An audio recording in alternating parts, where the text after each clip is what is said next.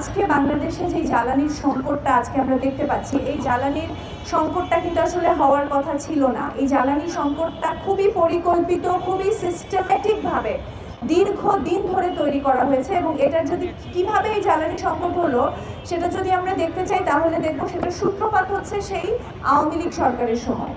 আওয়ামী লীগ সরকারের সময়ে বিভিন্ন সময়ে জ্বালানি খাতে যে ভয়াবহ দুর্নীতি হয়েছে, লুটপাট হয়েছে, জ্বালানি আমাদের নিজস্ব যে জ্বালানি, আমাদের নিজস্ব যে গ্যাস খাত ছিল, নিজস্ব যেই সৌর বিদ্যুতের সম্ভাবনা ছিল, সেই সমস্ত কিছুকে বাদ দিয়ে বিদেশি কোম্পানির হাতে যেভাবে আমাদের গ্যাস খাতকে দিয়ে দেওয়া হয়েছে, যেভাবে Russian company, American company, Chinese company, Indian company, এরা সবাই আমাদের দেশে জ্বালানি মন্ত্রণালয়ে গিয়ে বসে থাকতো। জ্বালানি মন্ত্রণালয় ছিল একটা কমিশন বাণিজ্যের, একটা লুটপাটের জায়গা।